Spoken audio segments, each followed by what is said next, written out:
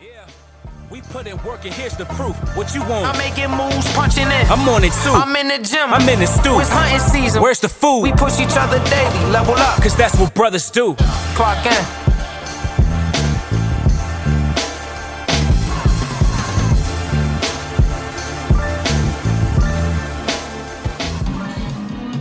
Alright, man, we here, man.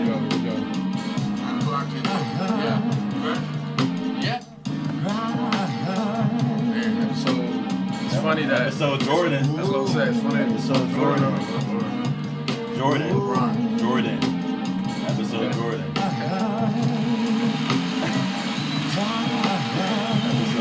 man. Episode 23. Episode 23, man. So you know it has to be basketball focused to a degree. You know what I'm saying? We can't have a Jordan episode not rap about the game, man, that we love, and that is back. That is back. But before we get into that, Marshall Hamilton here, co-host of Clock in the Podcast. Austin Hamilton, co-host. We got the crew with us, man. You know, Yes, sir. Russell's with us. You know what I'm saying? He's with us.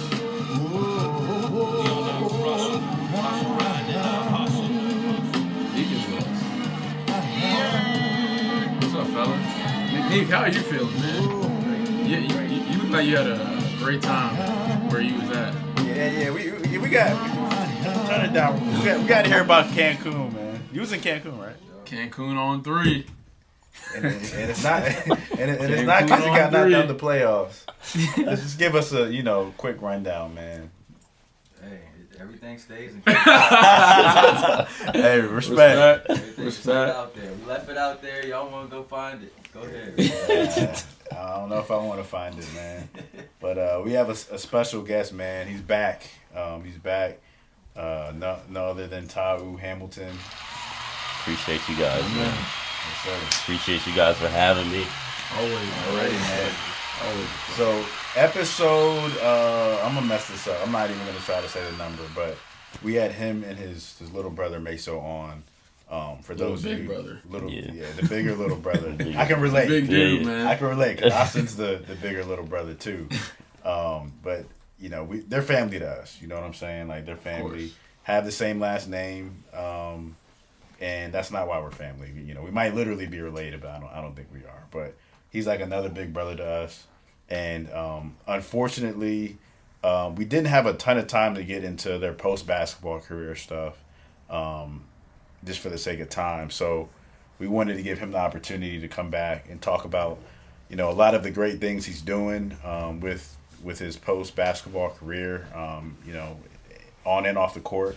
We'll have Meso on again, I think, as well to talk about what he's doing in his law profession.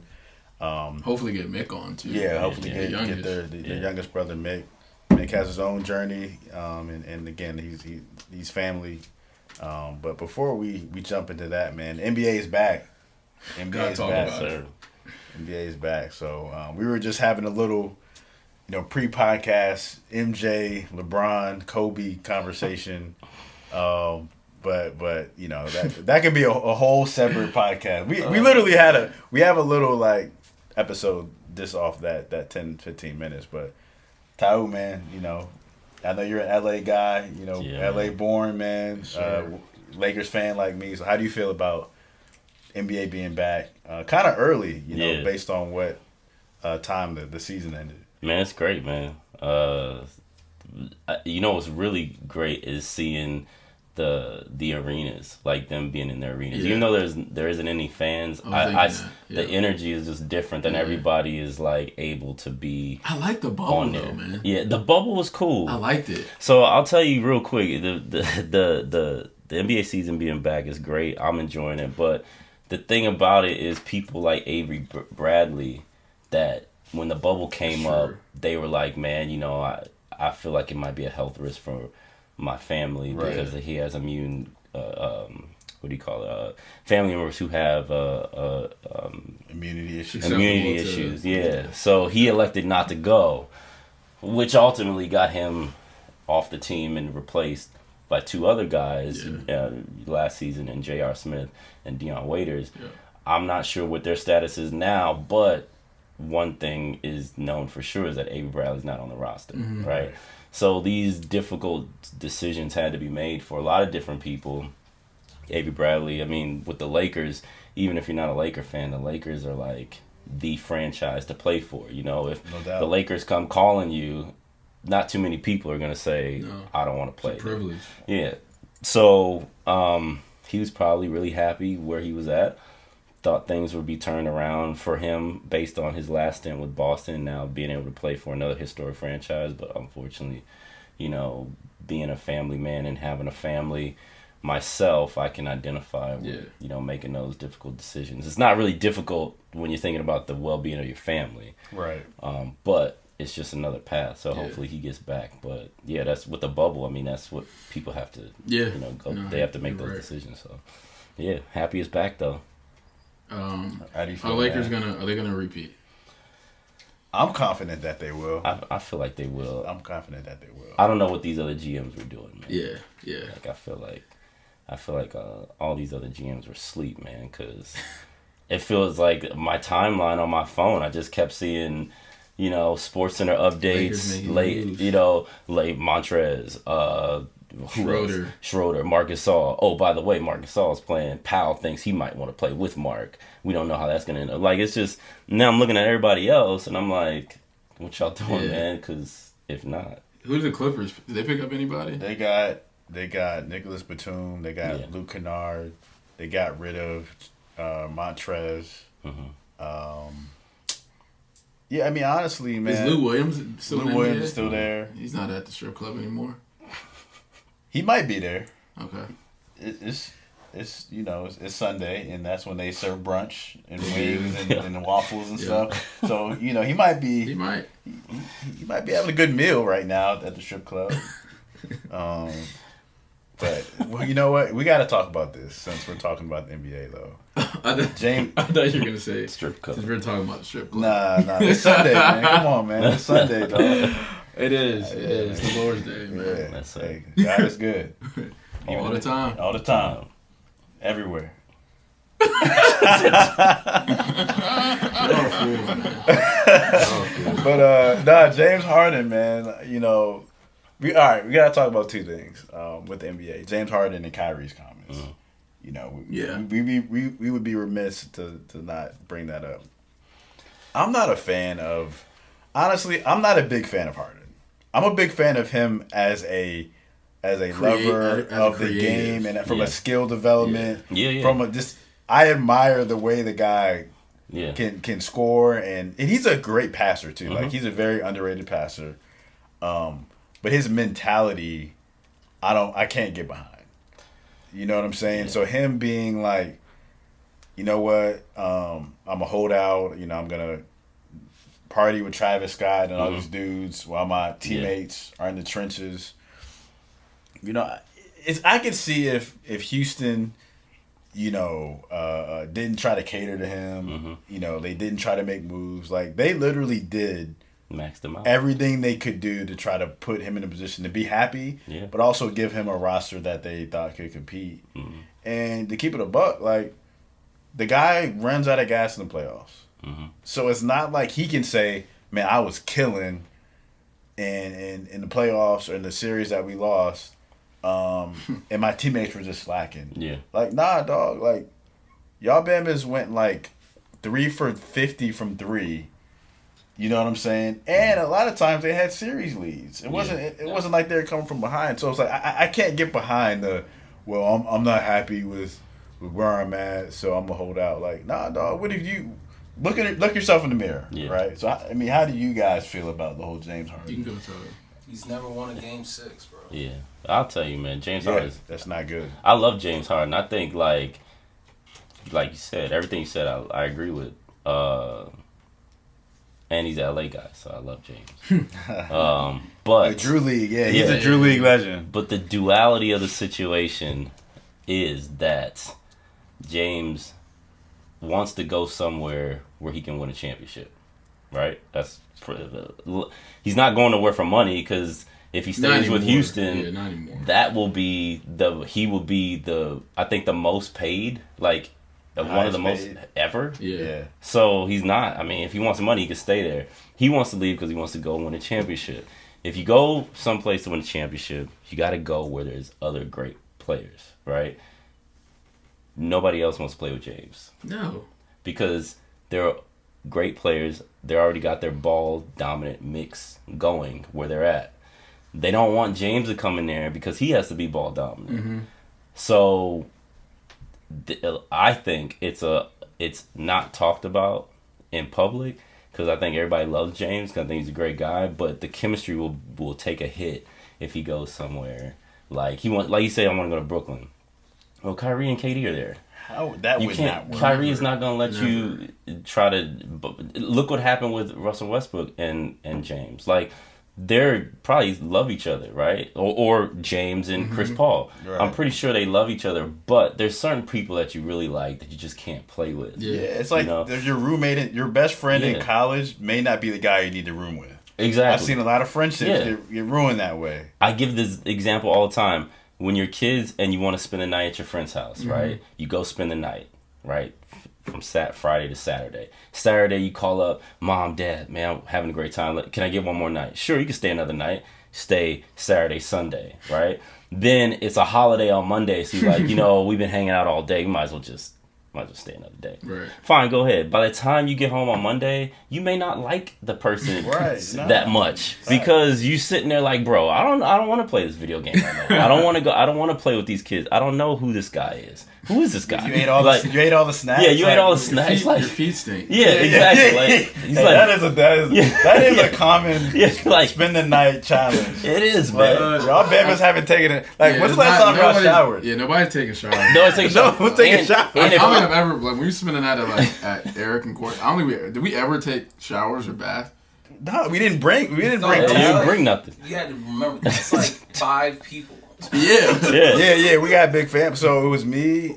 Yeah, it was at least 3 or 4 of us. I take showers now, guys. Yeah. But it's also I like can vouch for him. if you're a neat person, you don't know how neat the other person is. Yeah. So, and if they're at your house and their bag is like turned upside down, all their stuff is everywhere, and you're like, bro, like, it's my room, Or you could be the other guy. Like, you could be a guy who's doesn't care where anything is at, and you got your boy who's over here like trying to sweep up your room and clean up and put his stuff back in the bag and fold clothes like after he washes his clothes in your parents' washer and dryer. Right. And then you're like, bro, man, like we're trying to go play pickup and you're doing laundry. Like, let's roll. He's like, yo, just wait 1 second.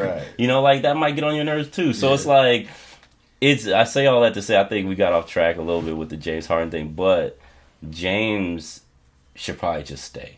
Like, John Wall is there. You got a good roster. DeMarcus Cousins there. Yeah, they got PJ is still there. PJ's still there. Like, guys who are okay with you being you are there, right? You should relax, take the money they're going to give you, and just be cool. Because if you go try to shop around, you could hurt your career because there's places that you're going to go where it's going to be a trend where you go here, then you leave again, you go there, then you leave again because you're trying to go somewhere to chase a championship.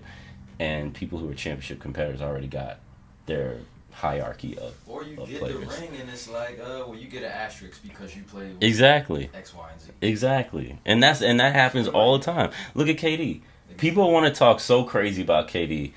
Hot take, if I was picking a team right now, I would pick KD. First. Easily. First. To like lead your franchise? Yes. Yeah. First.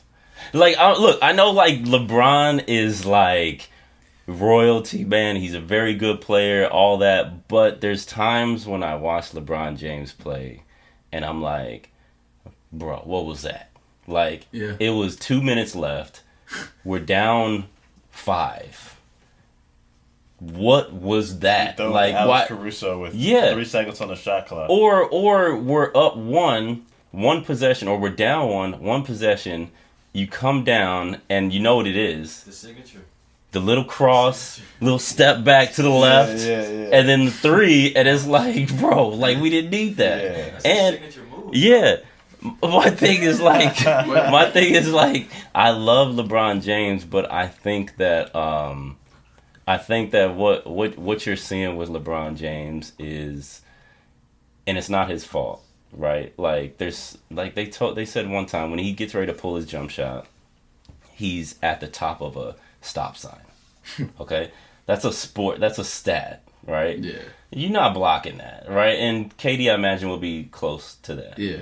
But the thing is that LeBron James is a victim of being just so much athletically superior to everybody else his whole life.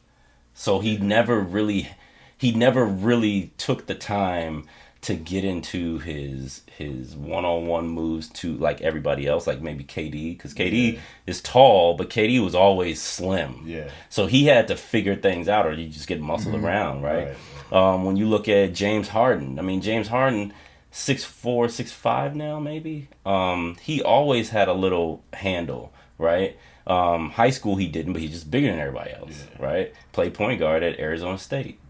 But LeBron never, to me, had to really put in that skill work time with the handle, right? Not as much as other. Not as much as other players because he didn't have to. He could just run past you. If you touch him, you're falling 10 feet to the left or right, and he's going to get to the rack, he's going to dunk it on you, or he's going to lay it up. So why change it, right? Yeah.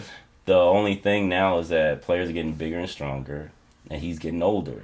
So now it's like you're seeing like the scales aren't balanced and not even close, but there's going to be a time coming to where... So you're speaking about future, like 5 years from now, KD. Yeah. I get that. Yeah. If LeBron, I don't see LeBron dominate too many times, right? I know people will be like, what are you talking about? But like too many times, I don't think you can just today give the ball to LeBron, clear out, and he's going to dominate an entire game for the number of games he was able to do that at when he was younger. Yeah, in Miami days. But I've seen Kobe dominate like relentlessly when he felt like it, right? Yep. I've seen Jordan dominate relentlessly when he felt like it. Magic Johnson and LeBron James have the same type of dominance to me. Like Magic would dominate you because he's just bigger than you and he's taller than you and he can pass better than you. I'm glad you said that because obviously we got two Kobe guys, guys that are not. You guys like LeBron, but I'm a LeBron guy, so I'm gonna defend LeBron. Yeah. But here's what to me it comes down to. Like when you mention Magic, you also think about who played with him. Yeah. He attracted other guys that wanted to play with Magic and LeBron. When I look at KD, when I look at Harden, when I look at all these other guys, I mean, I don't know if they want to play with these guys. And one thing I feel like we're missing is leadership. Yeah. LeBron is the best leader the league's seen since Kobe. Great leader. Kobe, Jordan, and LeBron are the best leaders the league has ever seen. I don't think KD possesses those qualities. I don't think Kyrie does. No. I don't think Harden does.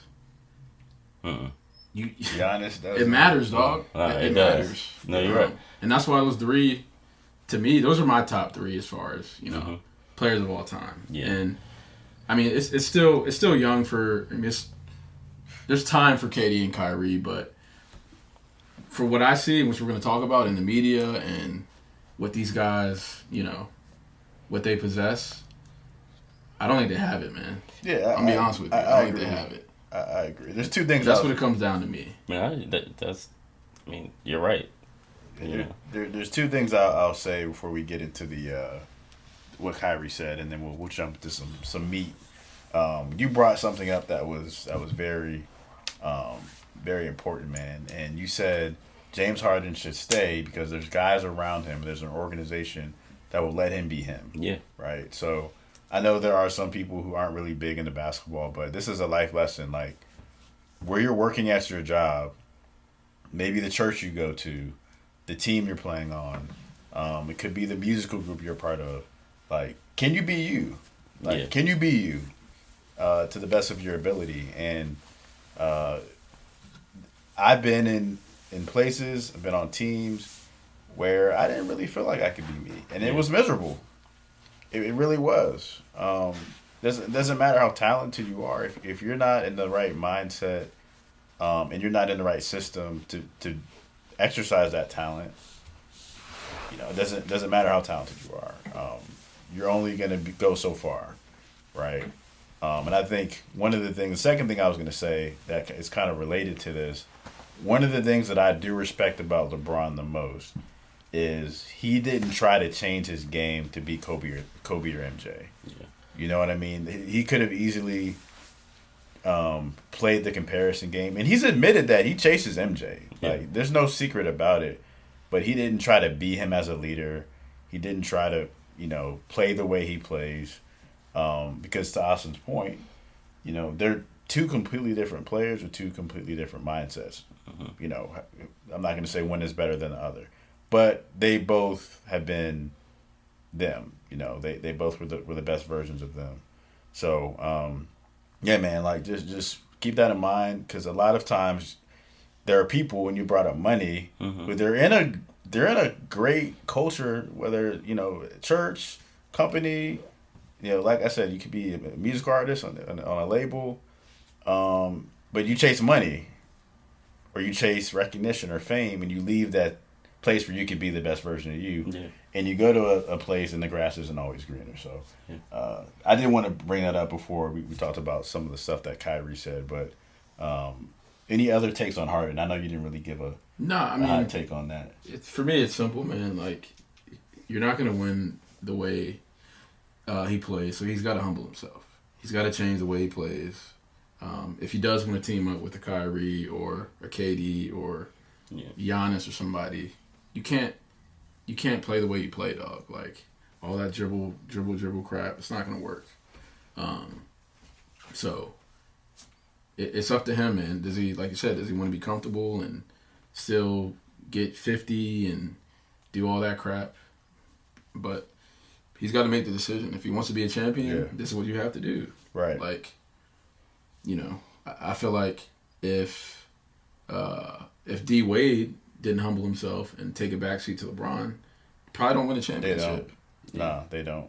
So maybe that's what he has to do. He has to, okay, if I want to play with you, KD, and if I'm KD or Kyrie, I'm letting them know, like, dog, you can't do what you've been doing your whole career. And Dwayne Wade, it's not gonna work. No, you're exactly right. And I was gonna say, Dwayne Wade, he's an underrated leader. Yeah. He's not talked about a lot. He's the reason why. Honestly, he may be. LeBron got those 2 championships. Yeah. And look, I'm a Kobe guy. All right, I'm a Kobe guy. From a personality and people management perspective, and an ability to recognize that, I have to give this guy the keys.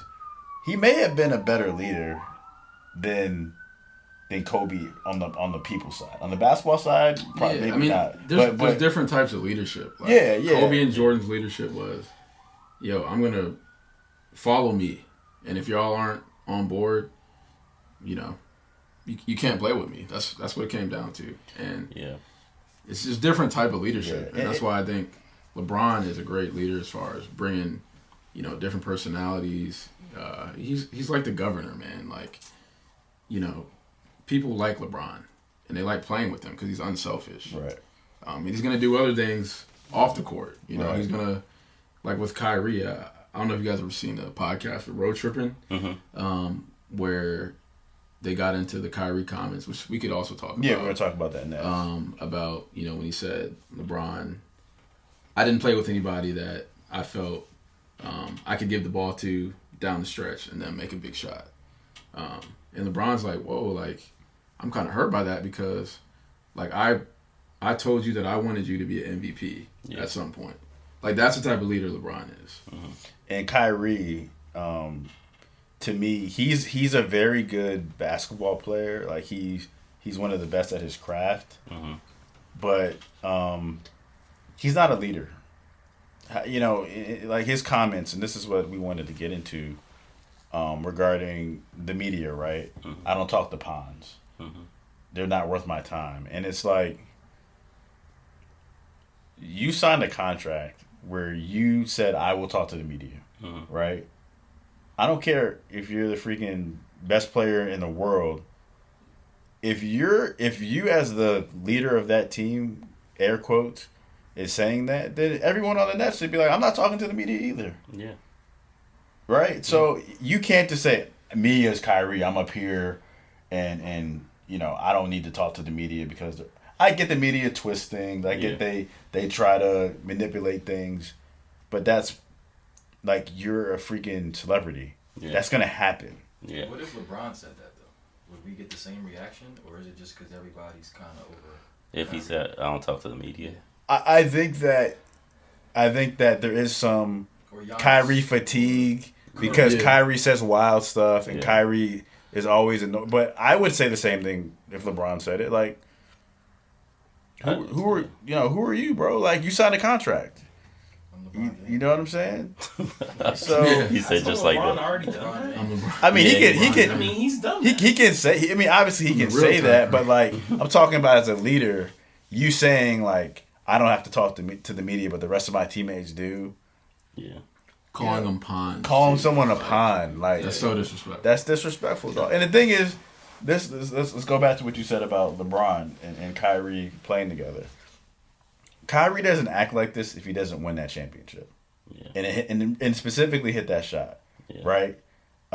Which again, you could argue, LeBron humbled himself and knew, hey, I got somebody who is a killer and can make these shots. Like, I'm putting faith in you to make these type of shots. Yeah, and he didn't have to do that because he's freaking LeBron James. He's already a 2-time champion. And the basketball decision was smart because Kyrie has more of a mismatch with Curry guarding him than LeBron with, let's say, Iguodala guarding him. Yeah. Clay.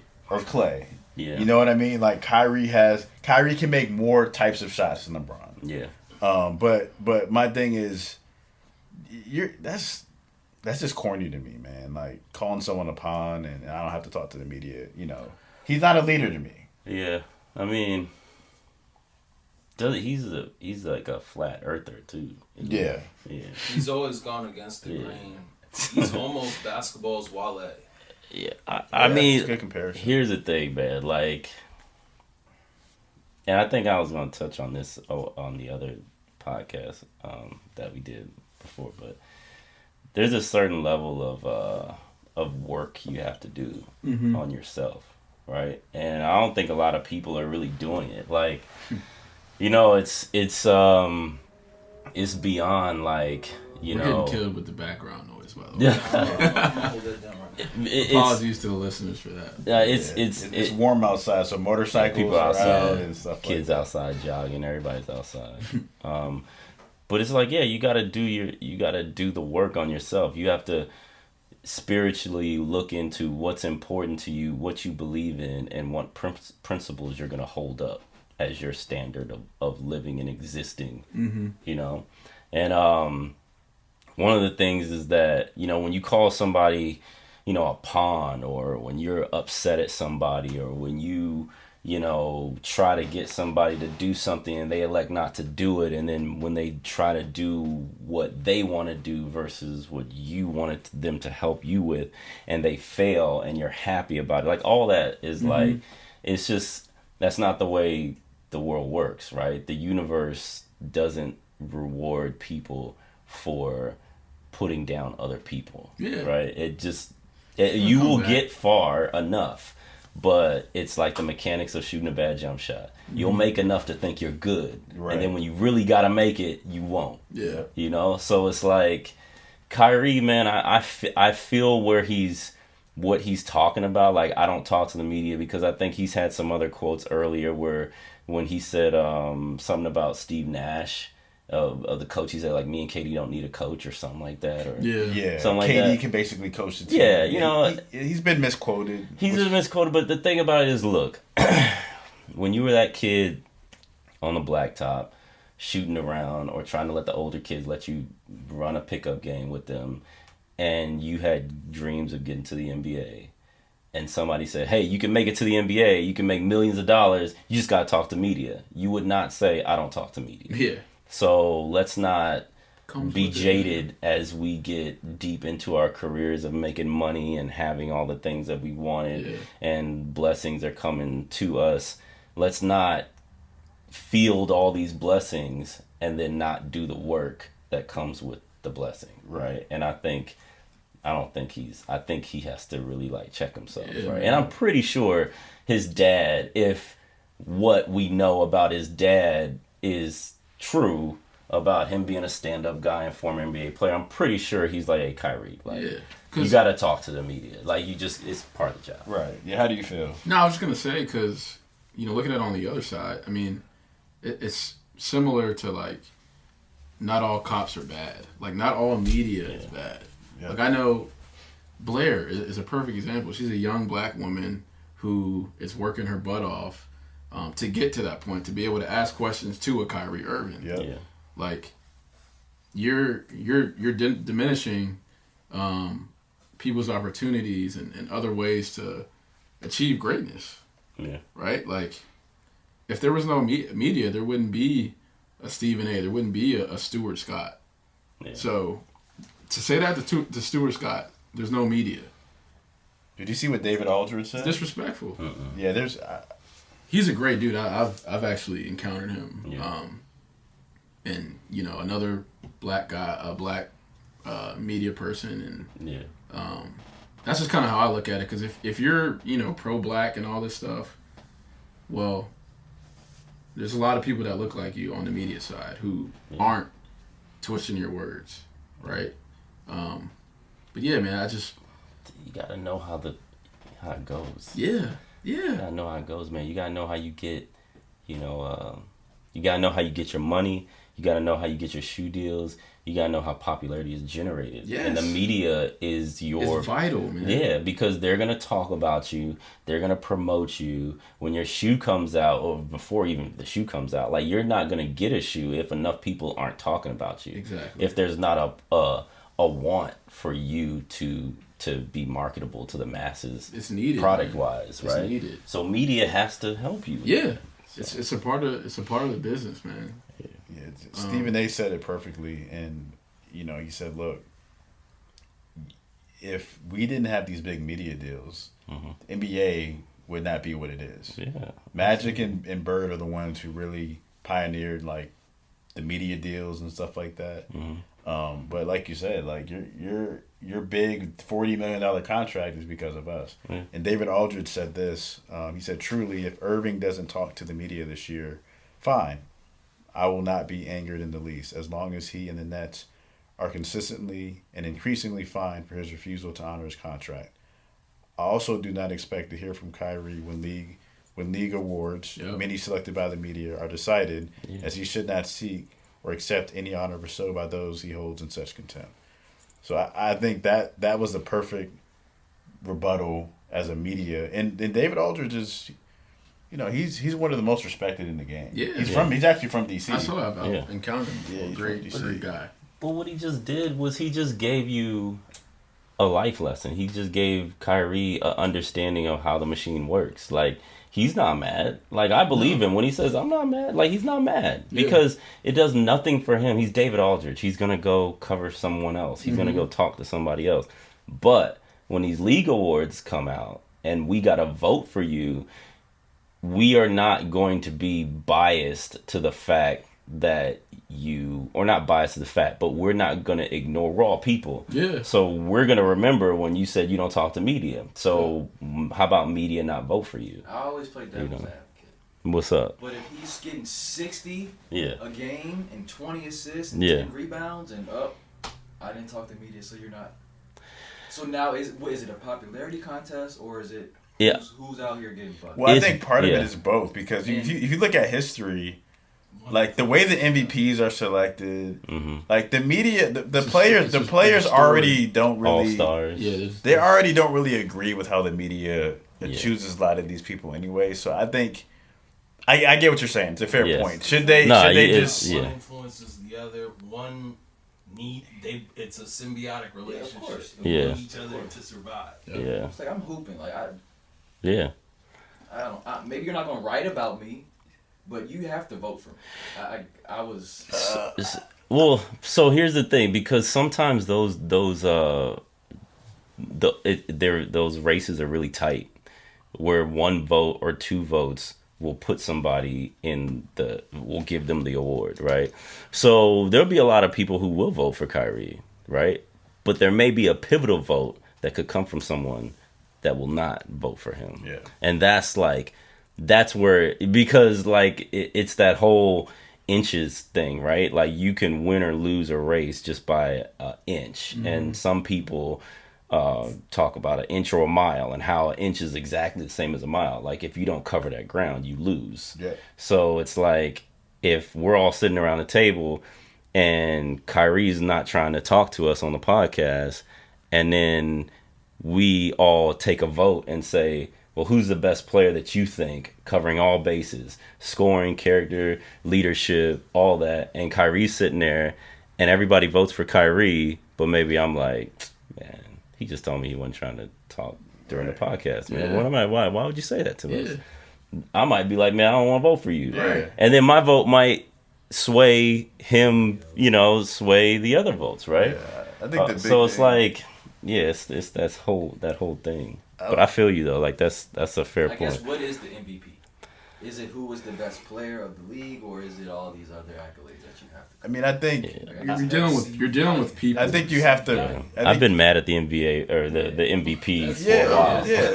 Since Steve Nash got you over Kobe. Oh, absolutely. That's when I knew it was fraud. But what I was gonna say, Neek, is I think what we're all saying about Kyrie is, if you say certain things, you have to also be okay with the potential consequences, right? Like that's just what it comes down to. It doesn't mean that it's fair. That's true. It doesn't make it fair, but if he, like we said, if you say certain things to a group of people who have a certain authority over, something you may want, it's not smart to really piss them off, and you got to be okay with the consequences, whether it's fair or not. It's kind of like I've seen this happen. You hooped, right? There may be a player who gets buckets, like he's tough, but he or his dad or someone in the circle makes the coach mad, right?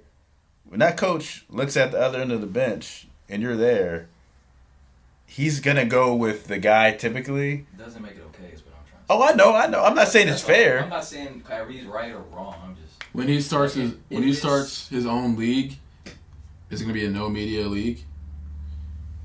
Yeah, I don't. Yeah, I mean, so like again, I hear. I'm not. What are we talking about? I'm not saying it's right, but it's like I don't know. It's just a fine line between. I mean, he talked about starting his own NBA or your own league. And then every time he says something, you take the little 13-second clip of what he said out of a whole hour podcast to talk about. Yeah, they always take the most polarizing it's just like I understand where he's coming from. I do too. You need the media. I do too. And I get it. I'm not calling them pawns though. I'm not. That's the thing. You can take your emotion out of what he's saying and just listen to his message. Like he's not good at relaying a message. Clearly. Then he shouldn't do it because he obviously hasn't been able. If it's only hurting him. Or maybe we should take the time to understand what this man is saying. I know what he. Just, like that's all I'm coming from. I'm big on respect though. Yeah. But you're not respecting him about listening to what he's saying. I am. He has a terrible way of saying it. I respect him saying, look, the media has, misportrayed me in the past, so I don't want to talk to the media. That's what he said. But I don't. That's how he. But you don't have to call somebody. That's his way of speaking. All right, that's like. Because he's more like offended or pissed off. Okay, like you could be pissed off at your girlfriend. Is not going to tell you the same thing that's from DC. They're going to tell you the same message, but a way different. Yeah, but so all I'm saying is like the intention of his message may not have been the way we perceive it. I get it. Yeah, I could be pissed off at my girlfriend, does that mean it's okay to call her a B? Because I'm from Northern Virginia. I never said it was okay. I know. I'm just saying.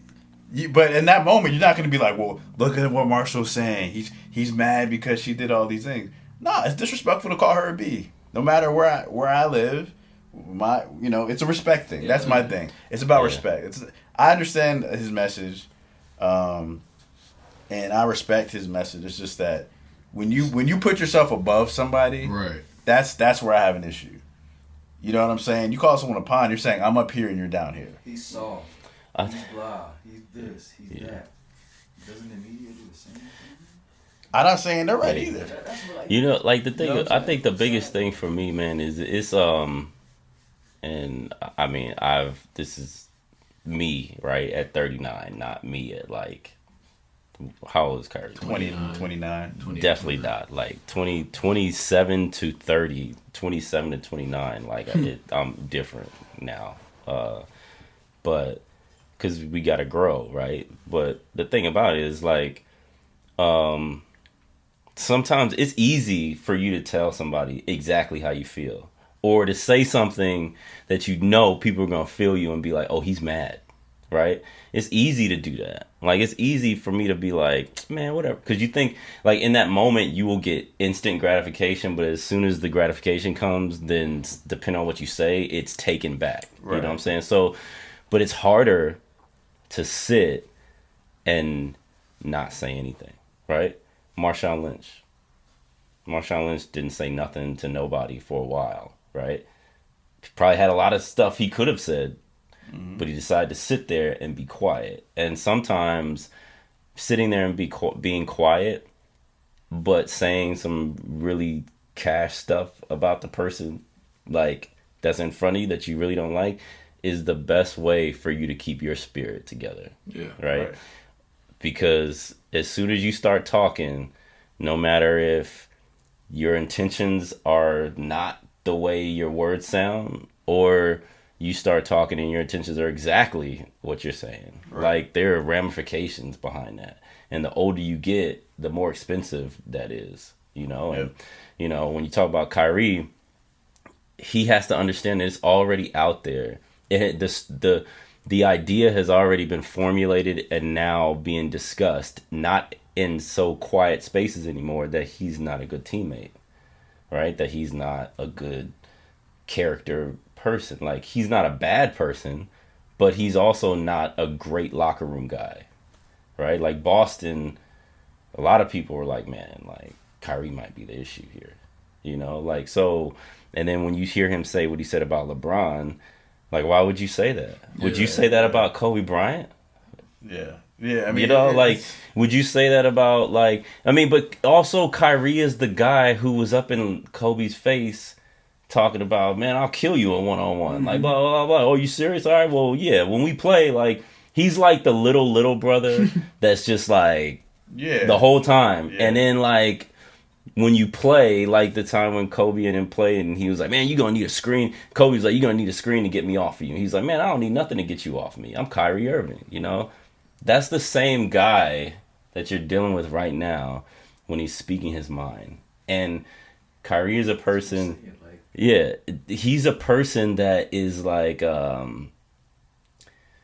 he's not lost, but I think he has such clarity in who he is that he is unapologetic for how he comes off. So, and you look at like all the spiritual stuff he puts on his shoes and the things he talks about, you know, he is somebody who has done the work,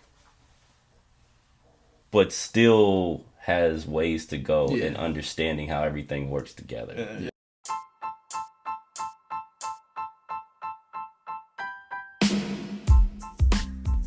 Hey guys, thanks for clocking in with us and making it this far into the episode. We want to continue these episodes for as long as possible, but we might need your help. If you click on the description on each episode, you'll find a link that reads support this podcast. If you enjoy keeping up with us, click on that link and you can make a monthly donation. All right, you guys hear enough of me talking anyways, so let's get back into the episode.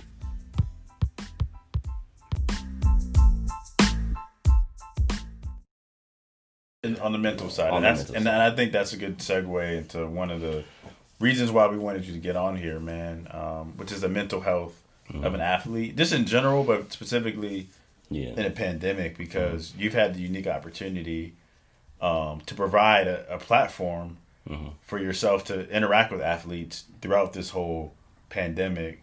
So, you know, I know listeners and I personally would love to hear, like, what are you seeing during all this, and just kind of give some perspective on, you know, what is mental health looking like right now for athletes? Yeah, I think when you play sports and your sports get kind of taken away from you, like I don't know how you're supposed to really, operate in that space. Like, because when we came up, we didn't do that. Like, we didn't have sports taken from us. So now that we're in a situation where, kids, we got to wear face masks the whole time they're playing, they're practicing outdoors when it's like almost 35, 38 degrees outside sometimes. Today is a nice day. It is. But the other day I was out with my son at a tryout and it's 38 degrees. Outside? Outside. Jesus. Wow. So it's like people are trying to do what they can to just make sure the mental state of the athlete is taken care of. Mm-hmm. But, I mean, I get emails all the time like, oh, my son needs... my son, I feel like I need to save my son. Like his mental state is just going down the drain and it's really hard for him because there's nothing, he can't play sports right now and this and that. Especially when the pandemic was like fresh, mm-hmm. like, some months ago. Now it's kind of like smoothing out a little bit, but then we're almost back to going back where we started because, numbers are getting more ramped up again. Mm-hmm.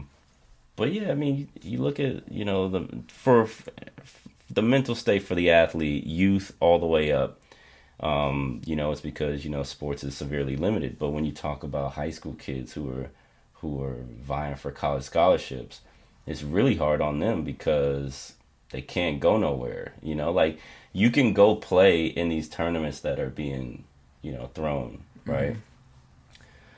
Mm-hmm. But there's restrictions on who can even attend those tournaments. And then you got to is it a live period? Is it a dead period?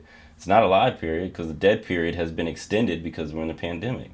So they're not allowing coaches to travel, or at least not on the budget. Like, I'm pretty sure there's some people probably breaking the rules and going places, right? Of course. But you're not on the college budget. You are not to be traveling to recruit anybody because mm-hmm. this is a dead period and it has been extended. I think it's been extended to January.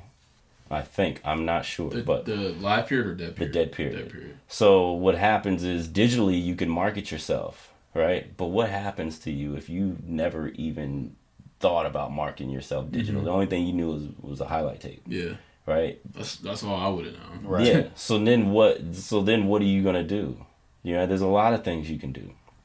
There's emails, there's highlight tapes, there's joining the different recruiting companies like Be the Beast and the NCSA, which will actually help you like send messages and emails to coaches. If you know anybody who knows any coaches, you can send email. You can text an email. You just cannot interface directly with those people. So, and there's a lot of pressure, man. There's a lot of guys who can play. I mean, you guys were at the combine. There's a lot of kids who can play, and there's a lot of kids who can play that are juniors and seniors, especially seniors. And a lot of times coaches have to put their eyes on you to make a decision. They don't want to look at you through a medium like a video or something like that. Because they have to do a couple things. They have to assess how big and how tall you actually are and how mm-hmm. fast you actually are, not just what you say on the tape. And then they have to also assess who you're playing against. Yeah. Because that's another big thing. Like if you're out here and you got this highlight tape and I'm like, oh man, this kid, he says he's about 6'8". All right. And he looks like he's pretty agile. Looks like he can handle it. A couple jump shots. Looks like he can defend. All right. Let me go see this guy, mm-hmm. right? And then you go and you show up, and the kid is like 6'4", and he's playing against guys who have no hope of playing college basketball. Yeah. My highlight tape was I was 6'1", like 175. Yeah, but I mean, and then on the flip side of that, and to your point, the guy from the University of Ohio. Is that the school? The dude, or Cleveland? The young kid who went through that crazy. It was Ohio. I think it was University of Ohio. Okay, so his thing, he pretty much he had a crazy pass. He scored average 2 points in high school, right? But knew he had more to offer. Mm-hmm. So he gets a chance to go prep. And at that prep school, there's an A, B, and C team. He started on the C team, went to the B team, then got a spot on the A team. Then he elected to go back down to the C team to make a highlight tape, right? Naturally, probably because he'd be one of the better players down there and he can get a lot of stuff off and he would look really good. Yep. But it worked. So he makes the highlight tape, he throws it out on Twitter, and then Ohio, University of Cleveland or Ohio, they offer him a scholarship. And now he's starting point guard, playing on TV. Process, man. Process. And he played well against, I want to say it was Kentucky or some big school. Yeah, And like he 30. He was killing. Yeah, so it just tells you, man, like the thing about all this, man, is, you know, for the mental side of things always get very, very difficult and very, very hard to the point where you contemplate giving up before it gets really good, right? Like, so if you think you've hit a rough spot, it's probably a much more rougher spot coming and a much more rougher spot. And, you know, I believe in Jesus Christ, right? And, you know, I understand that these are all tests to make sure you want what you say you want. So when you get to the other side, you can offer inspiration and motivation to other people who are also going through that stuff. So there's an understanding that comes with improving the mental state of the athlete. And not to say that every athlete competing has to be a Christian, but they have to understand that there is more at work than you just getting in the gym, shooting around, working up a sweat, then going home and wondering why your phone has no messages from college coaches. Like, I think the last time we looked at it was 500,000 high school kids playing basketball in the country, right? So 500,000, and I could be wrong. I think it might be just boys. So I think it's like 500,000 boys. I don't know how many girls. But let's just say it's even. Let's just say it's both, right? 1 million. Let's just say it's 1 million. So there's a whole bunch of colleges and universities across the country, right? Division 1, 2, and 3, right? And we just focus on those. There's JUCO and all that, but let's say Division 1, 2, and 3. There's opportunity, not for everybody, but then go back to that number and figure out how many of those kids actually want to play college basketball, because a lot of them don't. Right. And then figure out how many are actually good enough to play college basketball. And then figure out how many of those kids, as you watch them, how many fall off because they get hurt and they can't play. And then watch them and how many fall off because their character is just trash. Not good, or grades. Right? Yeah. Or grades, right? And then you see that number just start like shrinking. Now, once you get to that mean or that amount of that number, now how many of those kids in that mix, where are they, right? And how do you find them? Well, you got to market. Like, you have to market. You have to teach these kids that marketing themselves, their talent, basketball talent, is the same as if you were marketing a product, right? Yeah. So if you have like this bottle of water and you're like, man, it's the best bottle of water that you can buy, right? Clock in water. You're not gonna clock in. You're not gonna clock. You're not gonna be able to clock in with the same intensity if you don't drink this water during your workout. If you don't believe me, then try it. You're hired. There you go. You're hired. But like, you have to do that. Like, you have to get out here. You got to put out a highlight tape. You got to tweet. You got to show little clips of you in the gym. You got to flash your grades and like X out all your personal information. Do you have to tweet the blessed to receive and offer? Do you have to do that by X and X school? No. Oh God, it's a lot. I hate that. It's a lot. I hate that. Yeah.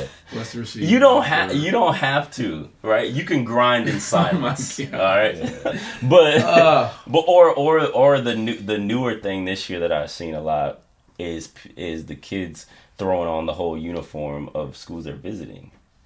You know, I didn't understand that, and that's a trend now. Like that, like if you visit.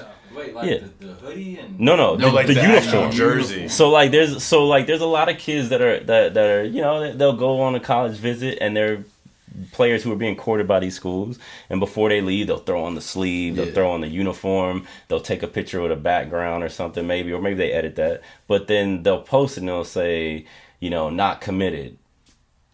Yeah, I don't get it.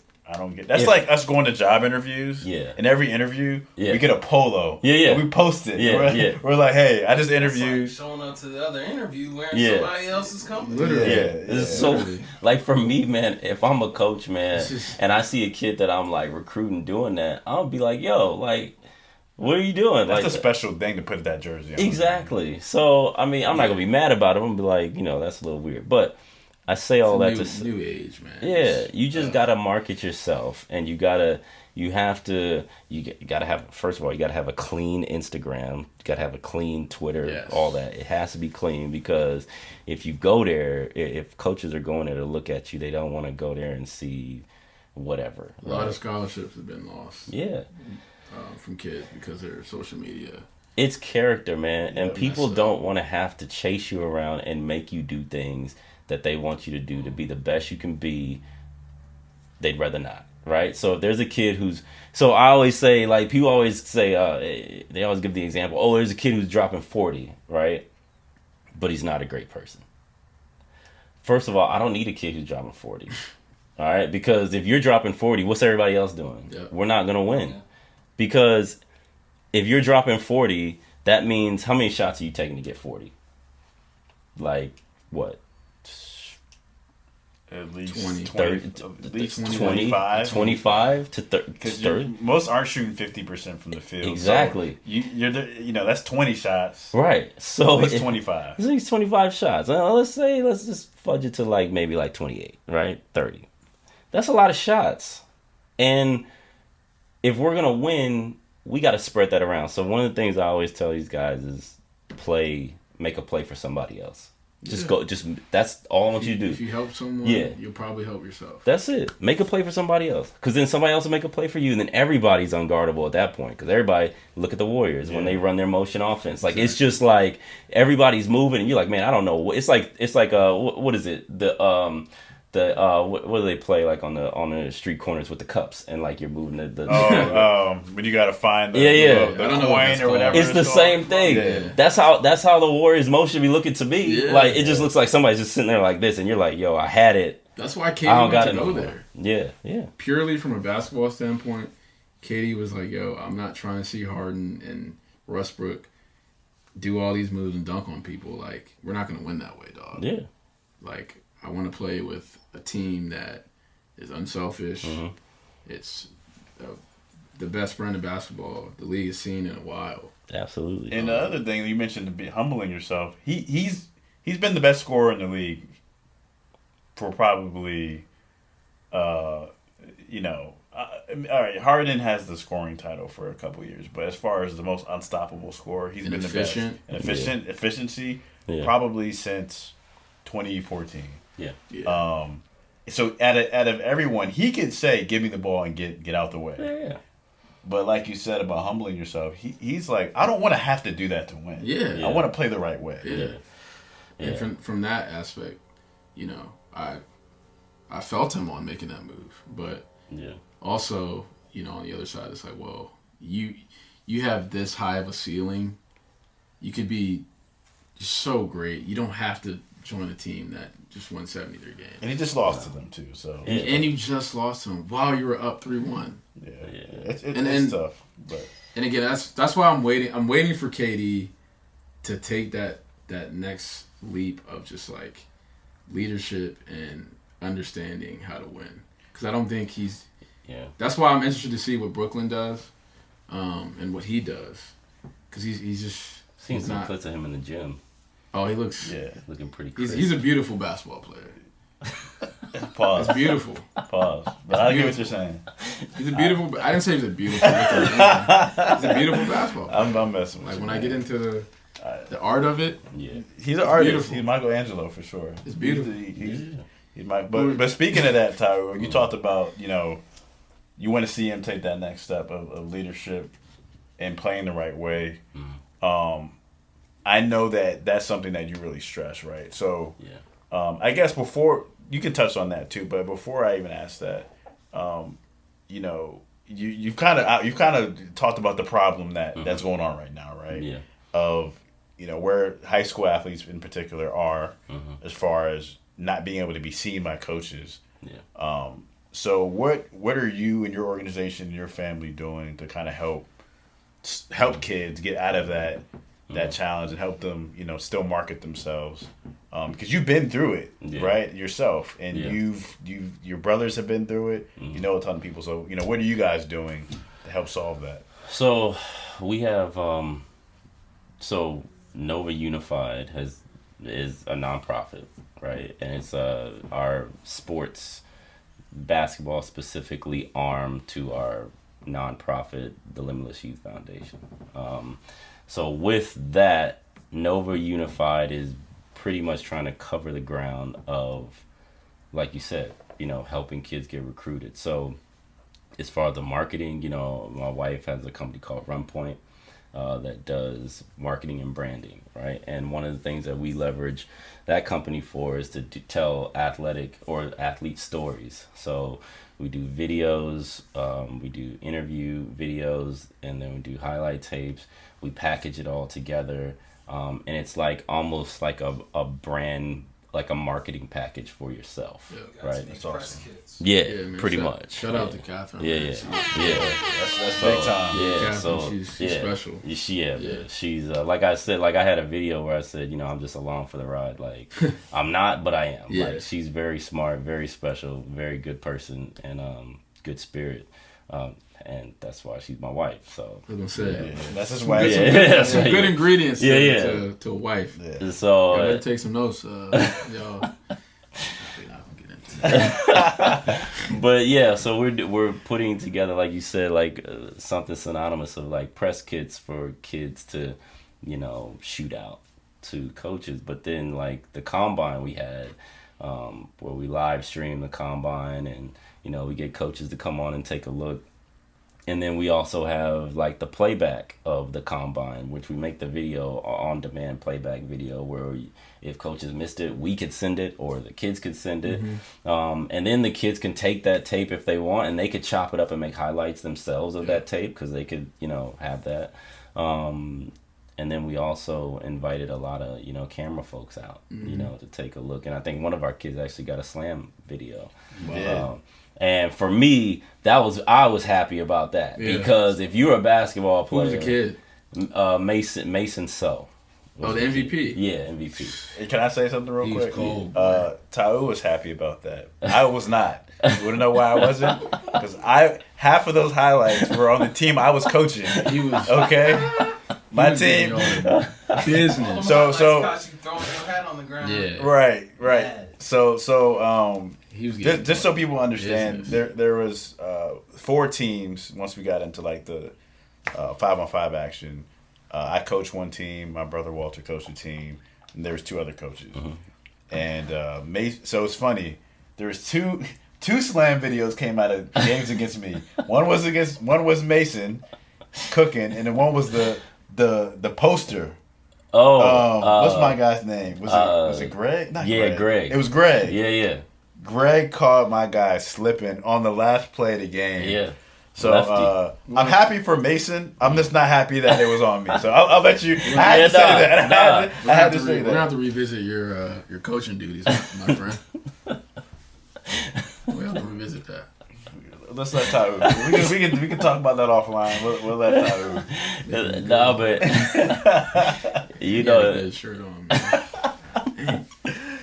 But when you play basketball, man, especially as kids, I know for me, Slam Magazine was like That was it. That's it, man. I'd go either. I used to go and get them from like Barnes and Nobles up here in Reston when Barnes and Nobles out. But then my mom blessed me with a subscription, so I'd get them in the mail. Yeah. And every month, man, somebody new on the cover. On that iconic Slam cover, right? With the hair out. Yeah. So Slam has always been like a rite of passage for a high level athlete, right? So if you can get a Slam video, not saying that if you don't get one you're not high level, but if you are blessed to actually be in the presence of a Slam cameraman and they catch you doing some work, it's like, all right, that's like a bucket list thing, right? So I was very happy that we were able to get one of the Slam guys out to Virginia Academy on a windy Sunday. Sunday night. Oh my goodness. You know, in a pandemic. in a pandemic, man. Lights going out. I know, man. Like I looked around at one point, and I was talking to your brother, and I said, you know, these kids are gonna remember this, man, because there's gonna be some kids who get opportunities from this moment, and they're gonna remember. They're gonna be sitting down. There's gonna be an interview. And they don't have to mention me or anything, but they'll be like, man, I was in a gym. The lights were swinging. It was a windstorm. You know, we were in Virginia somewhere.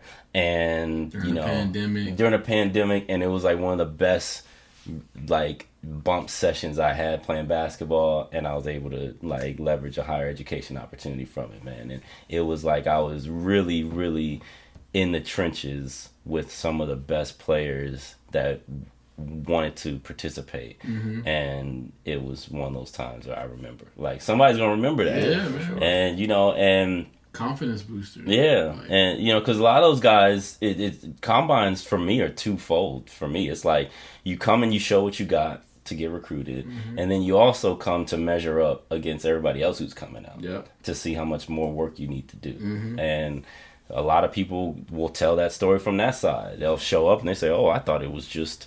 The guys from, such and such AAU program. But no, it's like the greater Maryland, Virginia, DC area, DMV area coming out to, leverage this opportunity. So,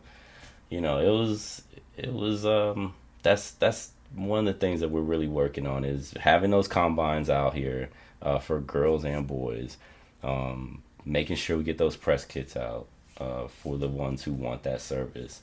And then also during a pandemic, we don't know how long we're going to have to do the things we're doing.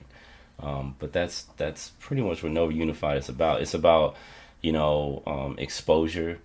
It's about being attentive to the mental side of sports. And it's also making sure people understand that there's more to making basketball or making it than what you can do between those four lines, right?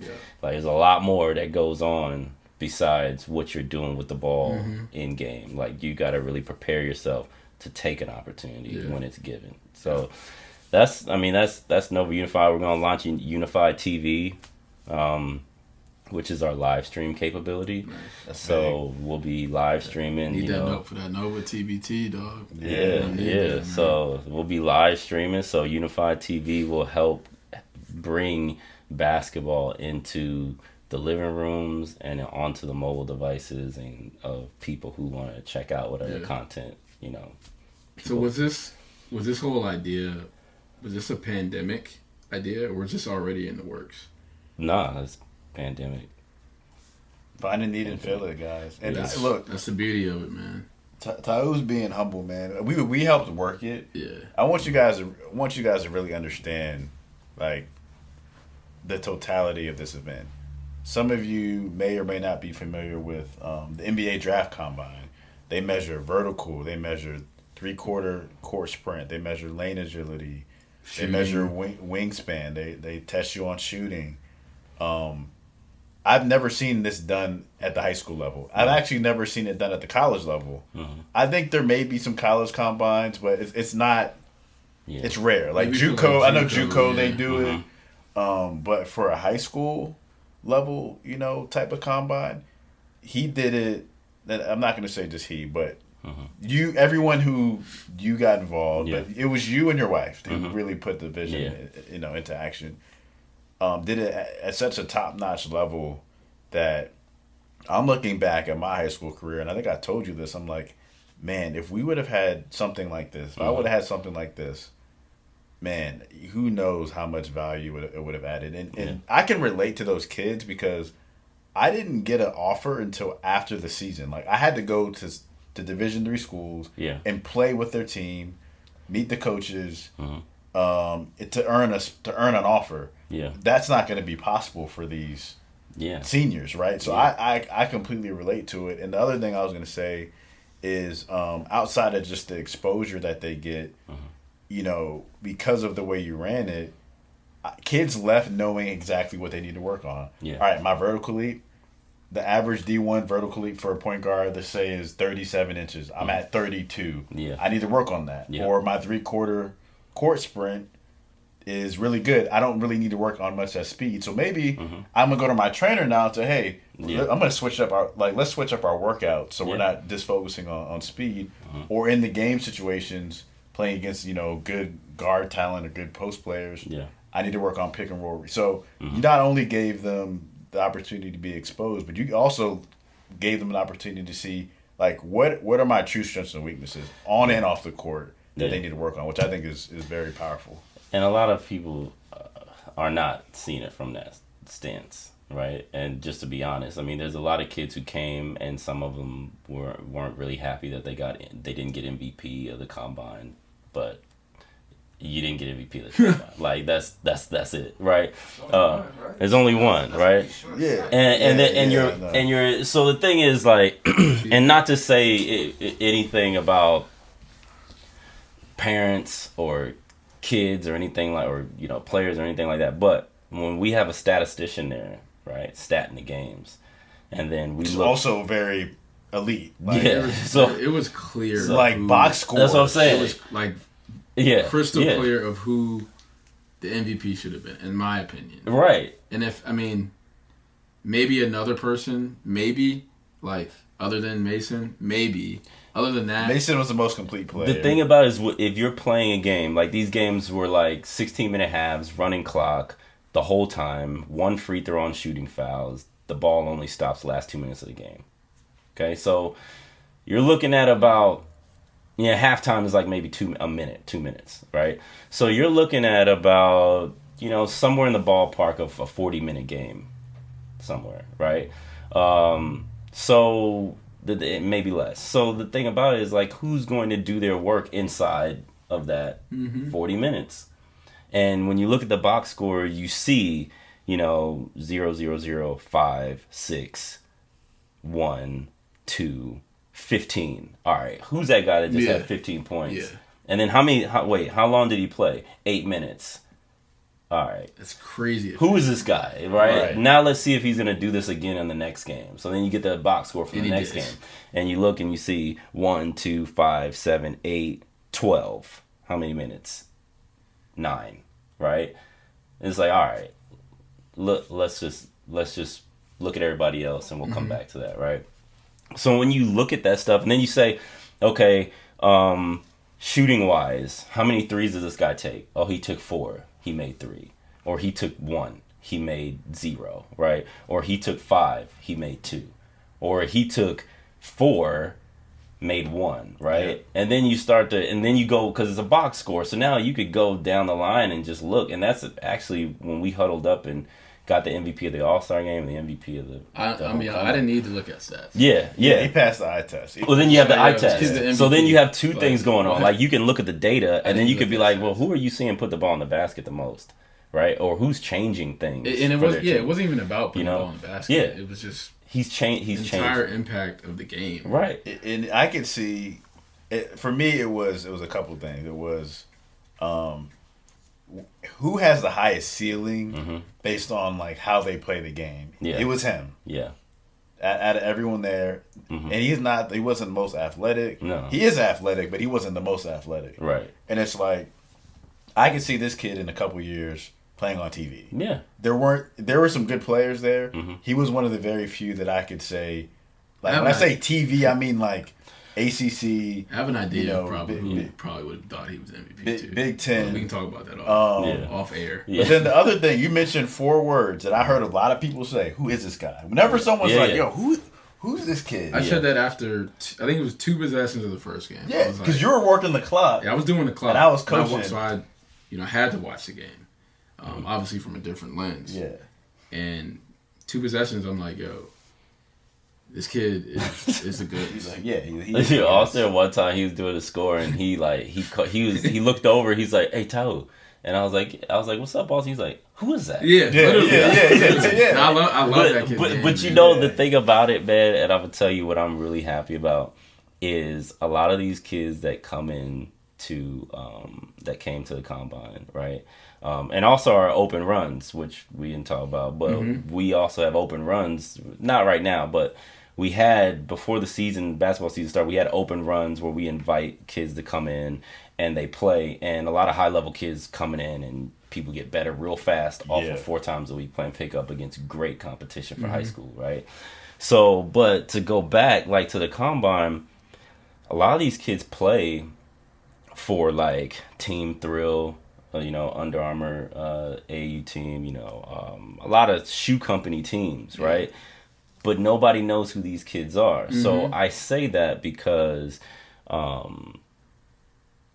it's something about the marketing of the athlete that's missing, right? A lot of times AU programs want to throw up the kids who are making the program look good.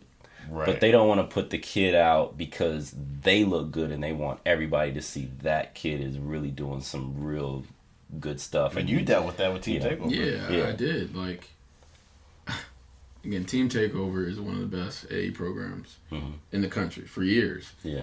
And I'm in the tryouts, and when I say I am killing, like, to the point where Keith Stevens is like, yo, who is this kid? And they had heard about me, being a Herndon kid and all Met or whatever. And, like, I was embarrassing, like, their players, like, from the previous team. Yeah. And, I didn't get the opportunity to play on the main team, but, I ended up playing on the B team, but I took advantage of the opportunity to the point where Coach Larinaga is calling Keith, like, yo, when is Austin playing? Keith is like, he's on another team. He's not on my team. Yeah. Like, I was destroying these guys. I believe it. But see, that brings it to my point about something else about Nova Unified. All right, so we have the tagline, just hoop, right? No politics, just hoop. I need to make a shirt, and I'm buying just with the Nike font. Yeah, just hoop. I need that. Just hoop, because the problem is just like what you said. Like, you're out here having a good tryout, but hold on. Yeah. Who is this guy? Yeah. We already know who we had last year. Exactly. It's a lot easier for us to package that team up last year, move them up a level, and keep rolling than it is for somebody to come in and me tell one of these guys, hey, you're not good enough this year because this guy's here. Exactly. Right? That is the single reason that I started doing any of this stuff. Because I was tired of it, man. Like, even when I dealt with it, I'm like, man, how are you gonna sit here and tell me that I don't deserve a spot when I can do anything I want right now to this guy, right? Anything. It's not. I'm not even sweating right now. Like, and you're gonna sit here and you're gonna say, you know what? I'm sorry, son, but it's just not gonna work out, right? I got tired of hearing that myself, but then I would watch my peers, I'd watch people I know, and they would go through the same thing. And then I'm watching these kids, and you got coaches they're doing the same thing to these kids, right? Like, kids come out to tryouts, and they do all this stuff. Of course, I'm not there. These are not my kids, so I'm not watching their tryouts. But then when they come back to me, they're like, yeah, I didn't get picked up. Or I got picked up, but they said we want to see what the season looks like. So just a segue, my son, right? He's out here. He tried out yesterday, 4th grade, trying out for the 5th grade team. He says, travel team. And the coach comes up to me, he says, I'm really impressed with your son. He's 4th grade. I don't know if he'll get playing time this year, but I think he'll get better in practice because there's some things that he needs to improve on. Fine. Open up the door. That's all I want you to do. Open up the door. Open up the door. You know what I'm saying? Like, all parents need to hear that clip. Yeah, because I don't sit here and tell me, like, because I know what he's used to. He's probably used to saying, hey, you're right now, I don't, even though I think it's premature to say someone's not getting playing time. Yeah. But whatever. But most parents are going to say, or some parents will say, oh, you don't plan to play my son, then we'll go somewhere else. Exactly. I don't want to go nowhere else. Like, I want you to sit here. I want you to yell at him. Not yell at him, but I want you to tell him what he's doing wrong. Yeah. I want you to be on him. I want you to stop what he's doing, correct it. I want that, right? And then when he earns the the right to play, then we'll see him out there, but not before that. And I think process is really valuable, because my son has been not for nothing, but the teams that he has played on thus far, he's either been the best kid or he's been one of the best. Yep. And that's great, right? I love it. But at some point, somebody's going to have to make you work. Yeah. Because what happens, and to segue back to like AAU and stuff, what happens is some of these kids, they say, I'm doing really good. I'm killing for my team. I'm going to go play for a shoe company team, right? They make the team. But then when they get on the team, they can only do what they're good at. There is no growth happening, right? So if they're a shooter, they're just going to shoot. If they are slashers, they're going to slash. But if they're a big guy and they have no post moves, they'll just rebound and block shots. But then as the years go by and people get taller and some people get bigger and people get faster, some people get slower, things happen, right? It's going to all equal out, and then everybody's going to be looking for college opportunities. And if you stop growing at 6'4" and you play the 5, you're not going to college to play basketball. Not Division One. Not Division One. Unless in 3 you could go. Yeah. But, and I should have said like 6'5", but let's say you stop growing at like 6'1", right? And you have no post moves, you can't block shots, right? You can't sit down and defend, but you were the biggest person on the court for the majority of your life. It will end for you right here if you don't change some things, right? Sure.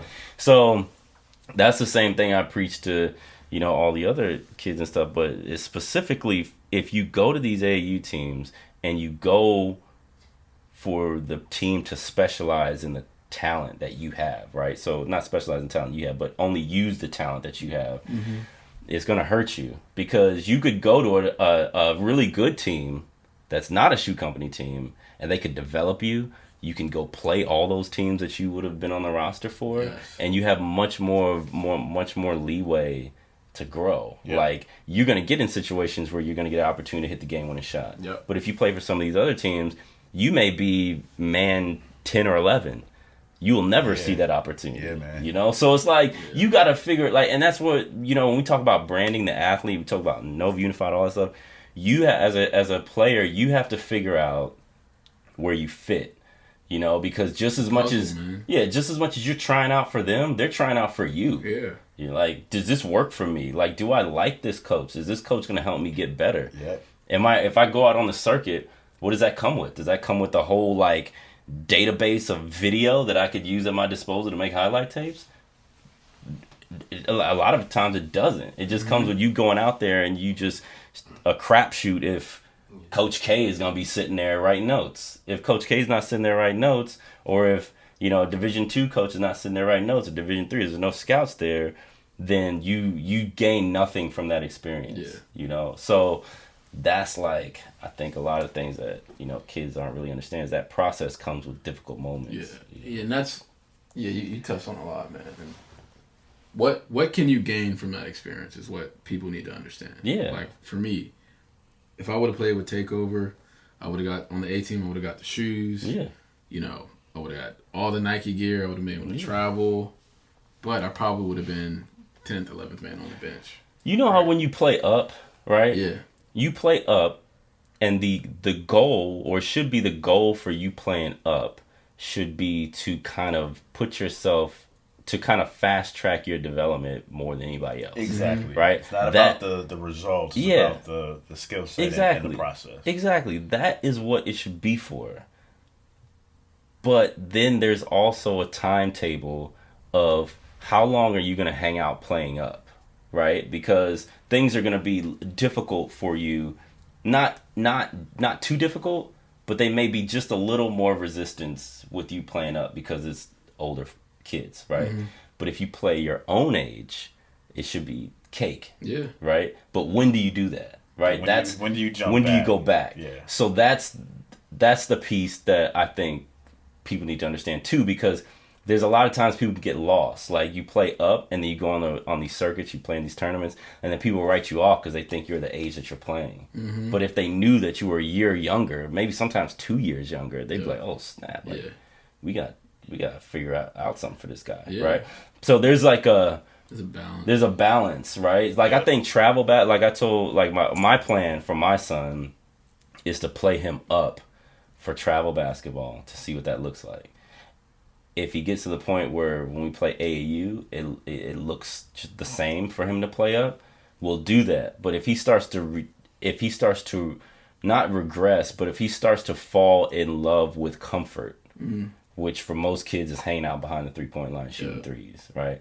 If he starts to go back to comfort because he's playing up, so he's trying to find that comfort level playing up, then he has to go with his own age. And right? confidence is I was just going to say that, man. There's a fine line between putting yourself in a situation where, you are being stretched, but also not beating down your confidence so much that you're like, I don't even know if I want to do this anymore. Exactly. Or if you do go back, you're not the same player that you would have been, right? So I think it's not an easy balance to find, but I think that it's important to find it. And again, for the people who aren't big basketball people, like Tau has dropped a lot of nuggets that apply to life. Yeah. Like this is life stuff. Like a lot of y'all are going from the startup company that you're working at, trying to go to Oracle and Facebook. Yeah. And you're the 15th man on the bench. But it looks good on LinkedIn, and your friends and your family are pumping your head up. But you could have had an opportunity to really grow as a professional in that company. Yeah. Right. So all this stuff all applies to life, guys. Like this isn't just basketball talk. Like It's life. Look underneath the hood and get the message, because what he's saying has been powerful.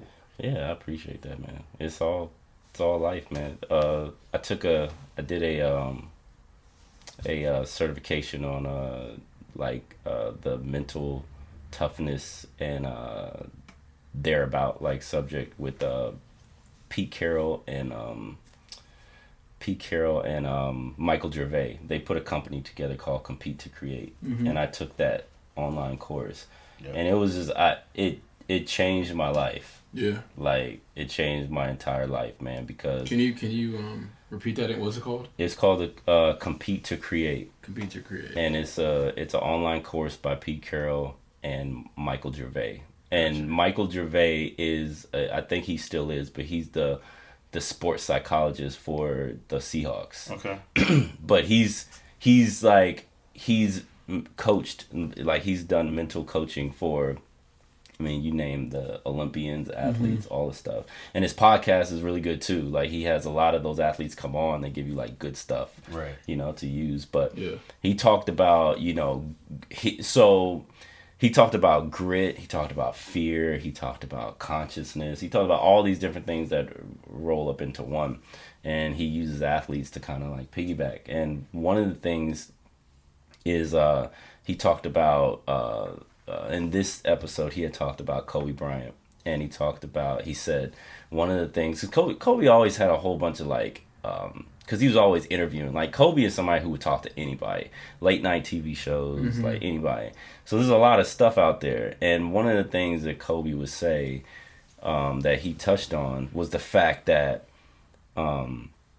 your ability to outwork somebody else is largely because you're able to outthink them mentally as far as pushing through stuff, right? Like he was like, a lot of people don't know how I walked off the court when I had my Achilles injury. Yeah. And he was like, at that moment, I didn't even feel like I was walking. I felt like I was just like gliding back to the bench.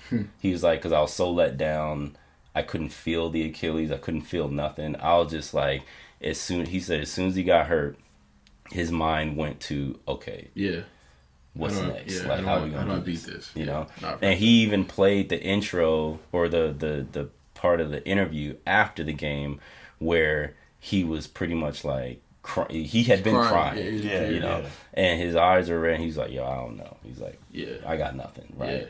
And he said one of the things that athletes have to understand is it's gonna get tough and it's gonna get hard, and that's where most people quit. That's why everybody, just like Nipsey said, that's why everybody doesn't make it, because that was the only difference between that's it. The only distinguishing quality was that he didn't quit. Right now, if you choose to quit, there will be plenty of reasons to quit. I've had millions of reasons to just not let's just not do this, right? Because I do have a career, I do have a job, right? So, you know, from me and my wife, you know, to, like if you hear our business, two kids under 12, under 11, active. You have like 4 jobs, man. Yeah, you know what I mean? Your husband. I get to sleep, and my son wakes up early. He's like me, so he wakes up really early. My daughter does not, right? So like so from the time I wake up, you know, I'm a dad, right? And then I got to go roll out and do a couple different things. I got to working from home, pandemic, so I'm in the house working on my laptop. But I say all that to say that there's a whole bunch of things that will come up that will almost force your hand to being like, this is enough. Like, this is not really manageable. It's not smart. And then you start to think about other people. You're like if you have a family or whatever, you're like, am I being too selfish with the time, like with my kids?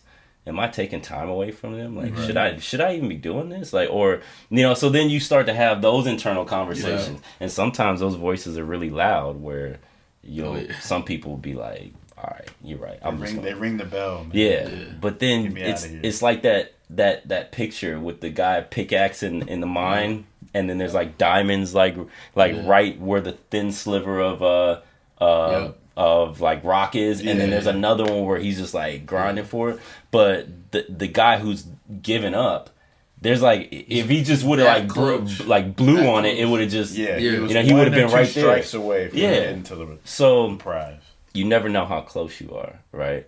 But then you also need to understand, you know, again, spiritually, like my mom would say, if you live a life of service, life serves you well, right? That's big. So it's one of those things where I swore that was a quote that she found somewhere, and I've been Googling for it. I can't find it. Knowing your mom, she probably made it up herself. Yeah, man. so she probably it's hers. I'm willing to, you know, I've settled into thinking that's her quote, but it's true. I mean, if you do things for the right reasons and you do things as a service bigger than yourself, then you'll be fine. You just gotta wait it out, you know. Yeah. Keep working. Yeah, you got a round of applause that one. Yeah, man. That's the mom and all the gems that you just spoke. Yeah, man. So we do want to wrap up. 2 things I want to ask you, and then we'll do the clock and MVP of the week, and then we'll wrap up. Number 1, what's next for Nova Unified? And number 2, you know, you did all this, not all of it, but a lot of this stuff you started in the pandemic. Like, you already had your lab made brand. You had your Apex Lab stuff, but the Nova Unified and correct me if I'm wrong, the stuff with Catherine and her marketing company, did that start in the pandemic too? Yeah. So those 2 things, because they work together in a short amount of time. Yeah. Hers was like, you know what I mean. Yeah. So there are people who, you know, they may be hearing those voices before they start something that you were talking about. Like, what if I take too much time away from my family? Like, you know, can I do this? You know, is it really needed? So what advice would you give to people who are kind of on the fence about starting something new in a pandemic? And then the last thing is, like, what's next for Nova Unified? No, if you think that, you know, you get kind of nervous about starting something because you might be taking away time from loved ones and stuff like that, especially like kids, things like that. First, you gotta, you know, with your spouse, you have to be on the same page. Like, if it's not gonna work for your wife or your husband, I mean, it's not gonna work. It's not gonna work, you know.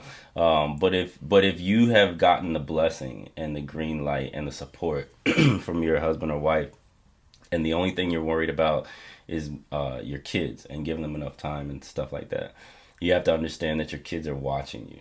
So if they watch you build something like this and they watch what type of work goes into it, then they're going to work. They're going to want to work hard, and they're going to want to work to see what's possible for their lives, not just what everybody tells them is possible. So like, that's like, I think that's the major thing, because my whole thing is, and just to be honest, sometimes I would be like, why'd I start down this path with a job? You know, like why did I do this? You know, and then I think about when my mom and dad were like, you know, you go to college, you get a job, get a career. That's what we're told. That's what you're told. And then I look at it, I'm like, you know, I like my career. It's all right. You know, pays the bills. You know, I'm not worried about how much I get paid. But at the same time, I don't care about it. You're not in your purpose. That's I'm not. Your purpose. Yeah, I don't Trust really. me, we have it's this not. conversation, And then you know what every happens. week. Yeah, Nah, for real though. Like, but in my industry times. though, it's like email. I have that conversation. Yeah. So. But you know, in my industry also, it's like you work at a job, right? And then the people don't value the principles to achieve what they say they should be trying to achieve as much as they say they need. Oh yeah, corporate So, like, value statements. yeah. It's all BS. They So, don't freaking live so by if this they're stuff. like, this is the mission, this is what we're trying to accomplish, and then I'm like, all right, we need to take these steps. Like, that costs too much money.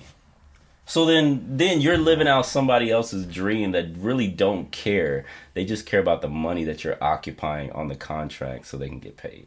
So then it starts to really not make you upset, but it starts to really challenge the possibilities of the realms of what's possible, yeah, right? what you can do on your I own. go independent. Yeah, you know. So then I'm like, I'm looking at this, and me and Catherine, we start building, and for a while, Catherine was at work, and she's not now. She's got her own company, but we start looking at this, and it's like, okay, what do we want to do that we really care about? That we could really every day I wake up in the morning, I can't wait to get up and do this, you know.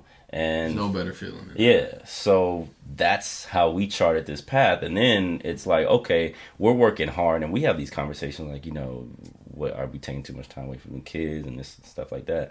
And we both agreed that, you know, with our two kids watching us build this, I'll tell you, Kaylin and Kari are editing right now. Okay, they're editing. They're making shirts. Wow. They're editing. They're making shirts. They're It's a legacy, man. they're- Like, that's yeah. powerful. They're blogging, but they're not we don't let them release it. But they'll like get the phones, the iPad, and like Kari will set up her iPad. She's like, "Hey guys, today we're gonna be like," you know what I'm saying? Like, so she's doing this stuff, and then she'll edit it. Then she'll put it in like the little editing app, and she'll like, you know, put like little.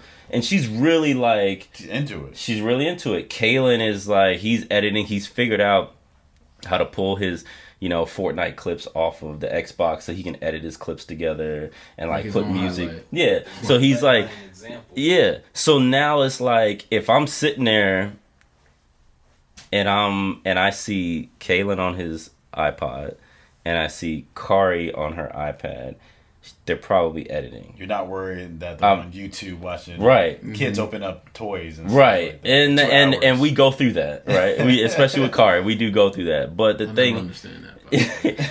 but the thing is, it's like you see where, you know, the influence, you see the value of it because they're doing stuff. They're like, you know, Kaylin's like, yeah, you know, I need to make my own merch. I need my own merch. And I'm like, all right, well, make your own merch then. He's like, I already did. Here, look at this. You know, like, it was like, good, Dad. yeah. He's like, what are you talking about? Yeah, like, you know. So like, and that's how he, yeah, that's his personality. Like, he'll walk around the house and he was like, what's up, big man? What's up, big man? And I'm like, what's going on, Kaylee? He's like, you want to check out my merch? You want to check out my t-shirts over here? So he's like, he's got a real big like personality, What's right? up, man? And Kari's the same way. She's like, Dad, you gonna be on my blog? Dad, you gonna be on my blog? And I'm like, nah. Like one time I came downstairs, you know, and I was like in the middle of changing my shirt, had my shirt off, I walked through, and she's blogging. I'm like, yo, Kari, like, Come on, man. I was like, man, give me that. So I like edited like my part out, and she's like, why are you deleting my blog, Dad? And I'm like, because like. Oh, so this is like a video joint. She's doing Yeah, like, yeah, vlog. yeah. Oh, Yeah. I'm thinking like no, Nah, but she's not releasing it. But still, like, I don't need anybody going through the iPad or the phone and seeing me walk through the house without a shirt, right? So I mean, I'm not worried about it, but still, I just, you know, it's not. I don't need all that, right, you know. yeah. So there's that. But you know, to put a button on that, I mean, you know, anybody who's thinking about, you know, not spending enough time with their kids and stuff like that, definitely spend time with your kids, right? You know, try to figure that part out, but understand the process of what you're going through is only impacting them positively to see you working on something, taking your lumps. Because I'll tell my kids understand fully the frustrations that are going on with some of the things with business and stuff like that. And in the beginning, I would like go off and talk to Catherine like, man, I don't know why we can't just do this instead of that. But then I was like, they need to understand, like, because in that work that goes with basketball, that goes with all of it. Because right now, Caitlin's like, well, I say, you might not play. They're saying you might not play. What do you think about that? And he was like, well, the season hasn't started yet. And I'm like, yeah, exactly. I was like, so you can play. And he was like, I'm going to play, Dad. I'm the best one here. Like, why would I not play? And I'm like, all right, well, just listen to your coaches, man. Let's see what happens. So we go out to practice today, and he's knocking down jump shots. Coach is like, hey, man, I didn't know you could shoot like that. You got one of the best jump shots here. All right, practice one. We already got something, right? Next time, sit down on defense, Kaylin. You're standing up too tall. Kaylin drops down to like a great defensive position, and he's sliding, he's talking, he's telling people where to go. He's the youngest one out here by 2 years. He's 9. Everybody else is like 11 or 10, right? So again, like the things that you're doing in the house, building a brand, building your business, your kids are watching you. So you're fine. Just make sure your spouse is cool with it, because you want to keep a spouse. Right. But then as far as what's coming up next, we got the Unified Bubble. So that's our bubble league for the kids who had their seasons canceled. So DC has already canceled their season. Wow. Or pushed it back. So, nothing too serious. Just eight-person team, girls and boys, mostly juniors and seniors, so we can get them taped, because we're going to live stream it, and then we're going to make highlight tapes out of it, invite some camera folks, some similar model as the Combine. Right. Roll from there, man. People are already pretty excited about it. They're probably waiting, like, when are we going to do this? When registration? So it's coming soon, but the Unified Bubble is where we're at. So I love it, man. That's big, man. A lot of life lessons, a lot of nuggets. The main thing, man, is what you said about 5-10 minutes ago, which is serving others. Yeah. You're not doing this for money. You're not doing this because you saw this cash cow. I'm tired of seeing kids go through what I went through. Yeah. And now's the perfect time to find a need and then fill it. And you guys have been helping fill that need. Yeah. So whatever you guys are doing, the right mindset and the right heart, is the most important thing. Yeah. And you guys will get whatever blessings God has for you, because you got it in the, you got the right heart. So yeah, man, I'm honored and excited to see where all this comes, man. Especially with your kids too, man. Yeah, that's special, because I'm a father now, so like I'm and I have those same battles, man. Like, damn, am I spending enough time with them, and like, especially when they're at that stage where constantly growing and learning. But yeah, that's cool, man. That story of them being involved, man. I mean, I think that's a parent's dream, and I think the cool thing is it wasn't forced. Like, they wanted. I'm sure they were like, Dad, I can do what you're doing. Or can you teach me? You guys weren't like, hey, you guys are gonna learn how to edit and make shirts. Like, they wanted to do it, man. So that's another thing, And the cool thing, and this is what I'll end with before we go with the clock and MVP of the week. The cool thing is, you mentioned how your job is cool, pays the bills, you're grateful for it, right? But you can't pass that down to them, right? Like, the things that they're learning with editing and the merch and the marketing, like, that's gonna help them in life. But down the road, you may want to say, hey. And then you have multiple companies. So, Kayla, you want to run this marketing company? Absolutely. Kara, you want to run this company? We got this nonprofit. We got Uncle Drew. We got Uncle Dino out in Cat. So you guys already have ownership that you can pass down to your kids, which is what it's about. Like you said, especially in our community. Cyber is awesome, but you can't. Your kids may not want to learn that, and you probably don't even want them to. I don't even try to teach them anything about it. You probably don't even want them to. So Nah, man. One more round of applause for Taiwu, man. Appreciate you guys. This won't be the last time you're on. Hopefully we can get all three of you guys on. Yeah, man. Your pops. Your pops is one of the smoothest guys I've ever met. First of all, so we may have to get him on as well. Man. Definitely. He got some OG wisdom that he can definitely pass on. That'd be dope. Nico's shaking his head like, yeah, you gotta get Mr. Hamilton on here. Absolutely. But anything we can do, man, to help you, you know, with whatever you're doing, man, you know we're here. I know it's the same with you guys. Yeah, so definitely. yeah, man, appreciate you coming and sharing, and I know the people got a lot of value out of it. Yeah. No problem. Before you guys, I want to say one thing though, man. Like the goods and the coaches that we had in the, you know, helping us. I was looking at those pictures, man, especially like the coaches, and I was like, man, like there is a collective of positive African American men helping these kids, right? And we had Quantum there, and they were you know, helping us out too and doing their thing, you know. But to see like the core group to kind of give a positive light on what, you know, young African American men can do for the community, I think was very, very good. A good look. So I want to point. I appreciate you guys for, man, you know, for helping us out and stuff. To be done, man. Yeah.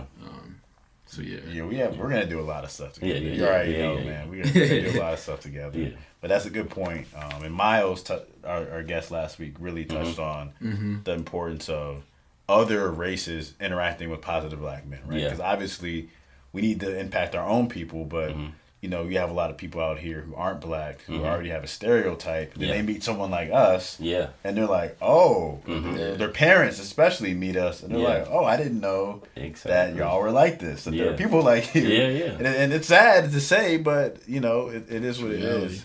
But you know, one quick thing before we get into the clocking MVP of the week.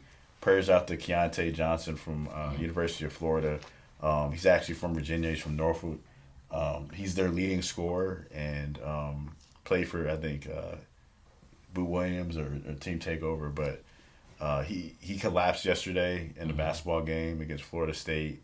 Apparently, he's in critical but still stable condition. But you know, want to send our prayers out to him and his family and everyone impacted. And I was gonna say, into all, you know, college basketball players, man, and because it's a tough situation, man, with especially with them being on campuses and being isolated from people on campuses. And I heard, you know, these kids haven't seen their families in like 8 months. Something crazy like that. And he had COVID. That's the thing, and they're saying it may have been it could have been a complication from it. We don't know, but this is a whole nother podcast that we can go crazy about when it comes to athletes and being paid. But I mean, these kids are risking their lives literally for what? But that's a whole nother podcast. We're already. But close to the 2 hour mark. We're almost at 2 hours. But we do want to end with the clock in MVP of the week. This is someone who we've known, man, probably 20 years. It's funny because you played up with him. So when you talked about how you played up, he was on that team that you played up with. Always been a hard worker, pretty low key, laid back guy. Not really big into being in the spotlight. So he'll probably be kind of, not embarrassed, but surprised. But it's cool, man. I went on a run with him about a month ago. He just hit me up and was like, hey, man, you want to go to Herndon High School's track and go for a run?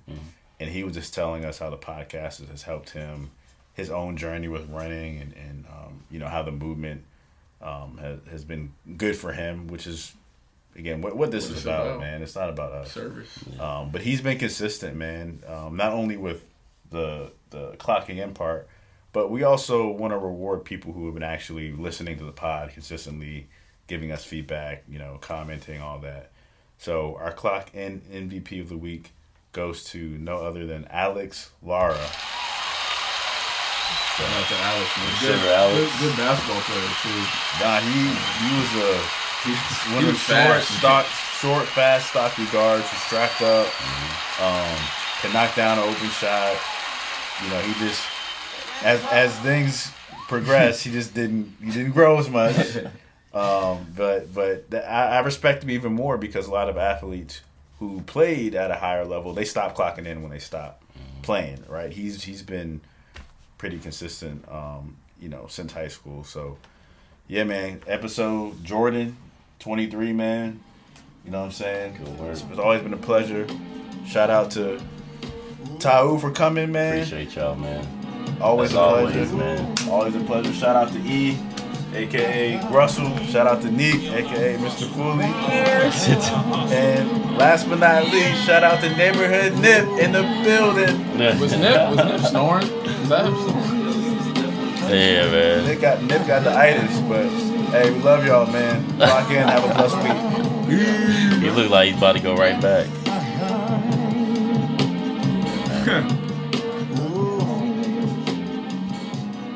Yes, sir, man. Appreciate y'all.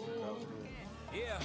We put in work and here's the proof. What you want? I'm making moves, punching in. I'm on it too. I'm in the gym. I'm in the stew. It's hunting season. Where's the food? We push each other daily, level up. Cause that's what brothers do. Clock in.